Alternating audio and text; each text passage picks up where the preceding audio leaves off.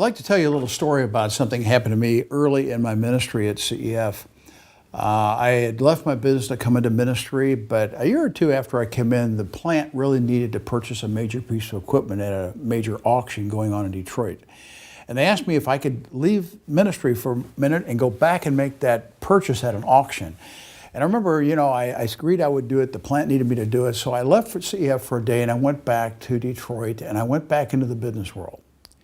And for about 24, 48 hours, I was back in the business realm.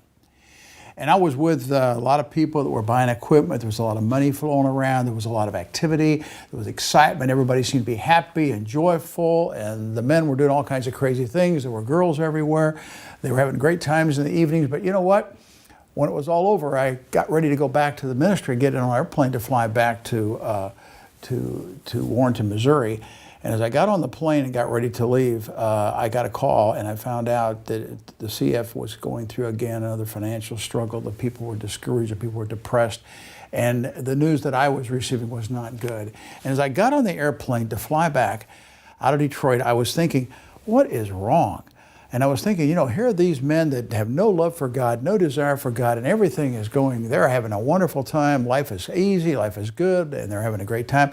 And all the poor workers over at CEF, they're giving their heart to God, that are trying to reach the boys and girls of the gospel of Jesus Christ, and have such a passion for it, they're depressed, they're discouraged, they're struggling, they can't make ends meet.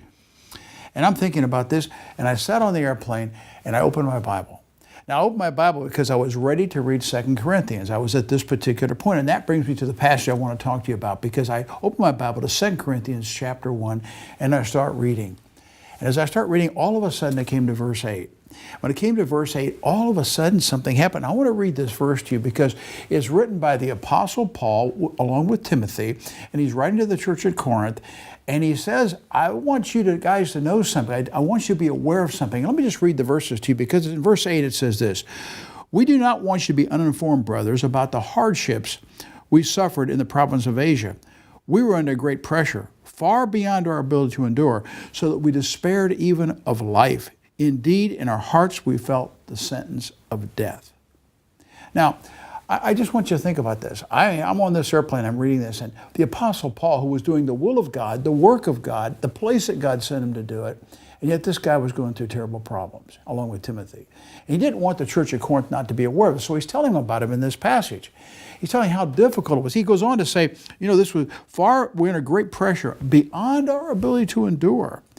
And then it says he despaired even of life. And I got to thinking on that plane, I've been discouraged and I've seen depression, but I don't think I've got to the point where I despaired even of life. But God had put Paul in that position. And he said, in our hearts, it says, indeed, that word in Scripture, which you always look at, indeed, in our hearts we felt the sentence of death. The sentence of death. And he says, after all this problem, he describes it to the point where they just wanted to give up on life. There was no hope of survival, no hope of recovery. You might say they were almost at the point of suicidal thoughts. They were at the end of the road. And then it says, but this happened to us that we might not rely upon ourselves, but upon God. Now that's the part I want you to see. This happened to us that we not rely upon ourselves, but upon God. And all of a sudden on that airplane on that day, this passage became alive to me. Why am I going back to people that are struggling and having difficulty? Why are we facing these issues? Well, Paul did, and Timothy did, the apostles did, in carrying out the very work of God and establishing the church of God. That God put them through these type of trials, these type of difficulties for a specific reason. And that reason was that they might not rely upon themselves, but upon God. You know what this has to tell us today? That even Paul and Timothy, Paul who wrote 45% of the New Testament, here even Paul, at some point, obviously was relying on his own skills, his own abilities, his own talent, carrying out the work of God, yes, but relying somewhat on his own abilities. And God put him through these trials to the point that he relied on nothing but God. What a lesson for us. Do you realize today that without God we can do nothing? And in service God and working for God and doing for God, God says, Reese, and he says to all of you, you must rely upon me. You must look to me. I am your source. I am your help. And without me, you can do nothing.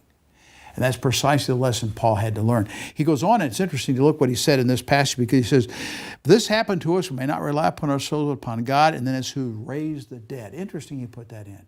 Because he was at the point of discouragement, depression, despairing of life. The only hope he had for recovery and survival was the power that could raise the dead. And God has that power.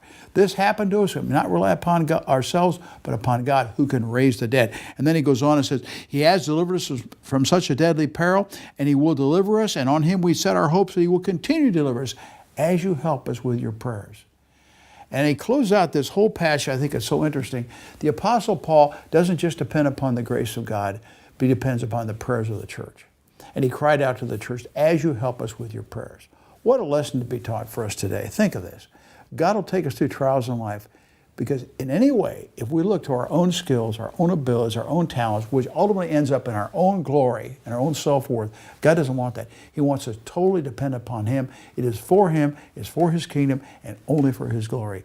And he will deliver us.